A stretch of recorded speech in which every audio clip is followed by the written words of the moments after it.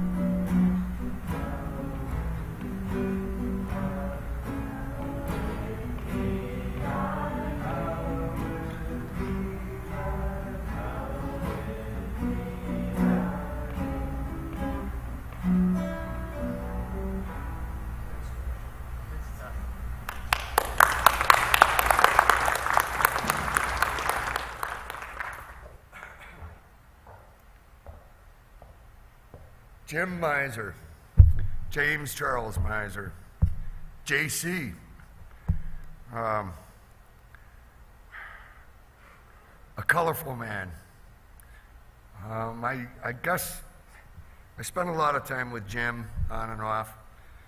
There was a lot of good times. There was a lot of times where people would go, "What is he doing?" But he was Jim, and he lived life to the fullest. Jim, one of the first things I learned about Jim when I came down to North Carolina in the early 70s, I was helping him build that house on Brickstone.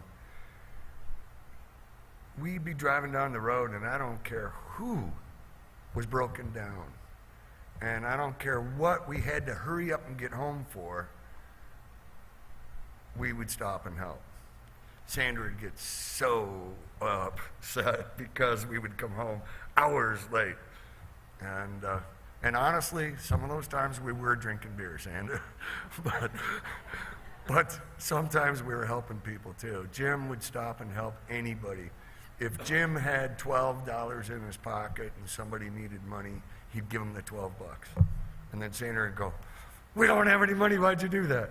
But he just couldn't help himself. He did. He helped people all the time.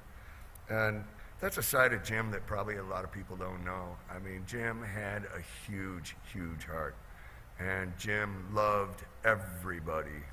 And he loved unconditionally. Jim just loved you, just no matter what you did or who you were or what you were, Jim would love you.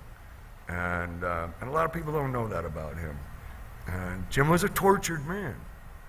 Jim was tortured. And Jim, later on in his life, had a lot of tough times.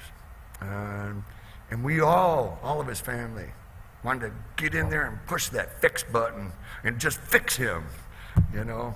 And we couldn't. And Jim told me, he says, you know what? He goes, I'm happy. Leave me alone. The only thing that makes me unhappy is all you people messing with me, trying to change me.